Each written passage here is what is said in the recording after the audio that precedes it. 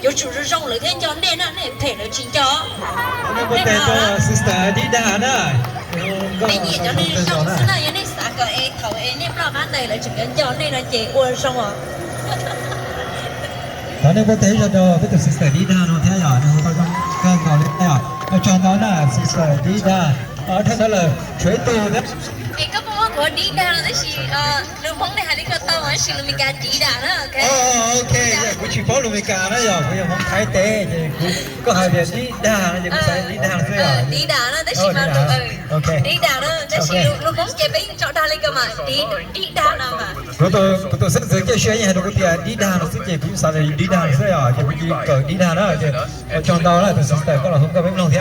Đó là cái thôi cho với tôi ở đây sẽ nên chỉ bảo là hồi trong cái bên lòng thế à phong gia à cái này bảo là from paradise cái nữa là không có bên lòng đó thằng này có thể toàn sai cái từ khoa chữ sinh là yes.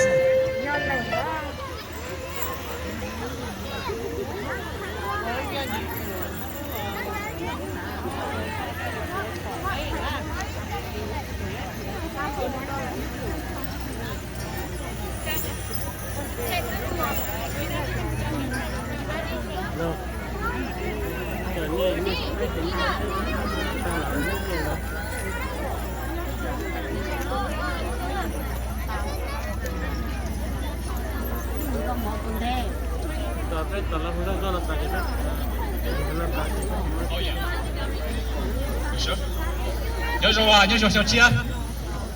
So D, you ready? Yeah, I think Which so. one should we do? Do you want to do that one? We should do that one. Tan thôi cũ lắm. Yeah. So D, tàu我一人个我给你要找杯 Paradise 的 album 切上了，所以人个狐狸谈talk. So today for Hmong New Year, Merced, we're gonna do it together, right? Because rong cái món này chung thế chị. Are you ready? Có muốn cá mà bên đây á. Sẽ của phần cho cá nó chỉ trở đi khó cũng xả xong rồi của chủ cho cá. Do you have the lyrics online or anything? Chỉ mua đó. Oh shoot. Có mà say xong à? Yeah, có mà say xong à. I think quyến cho cá. Okay, here we go.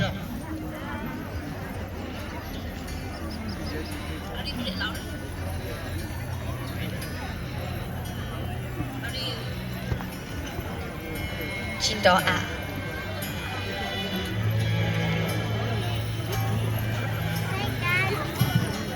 I spent a million years searching for the answer, for that someone that I can hold on forever. First time I held you close, it was like a new beginning. I finally found something I could believe in. Thao có nhớ đó cũng chỉ mà đã chỉ ở情到枯燥kết thúc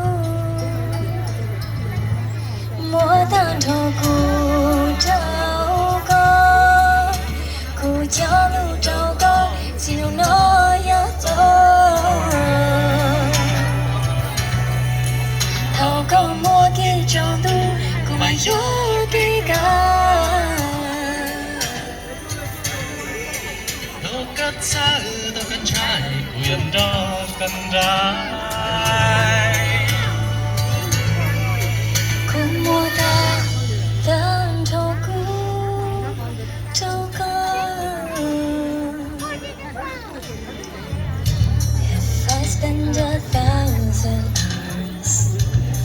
lost in your eyes. I still can look away now, as hard as I try.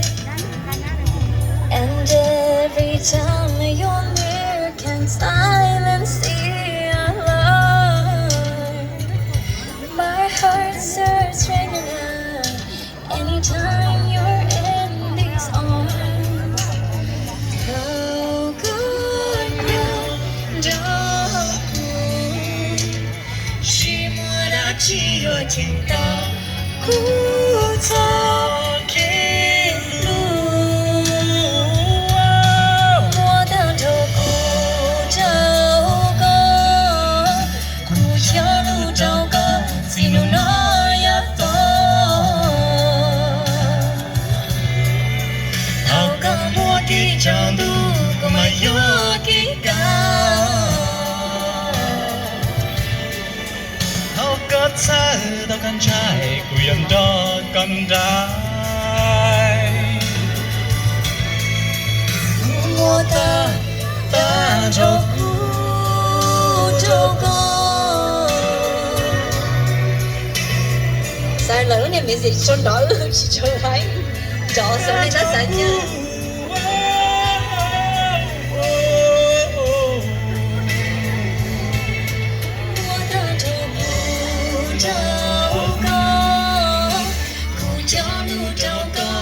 Đừng nói ya to hao cả mua kỹ chẳng đủ của mà yo kỹ cả hao cả xa ta con trai quyền đó con trai mua ta cho con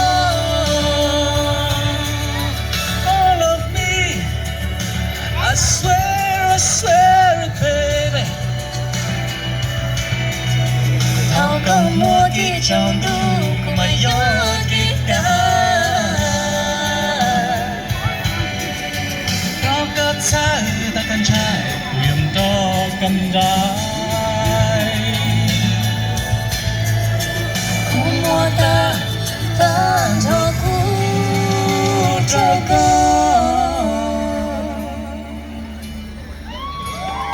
Thank you. 我唱到了。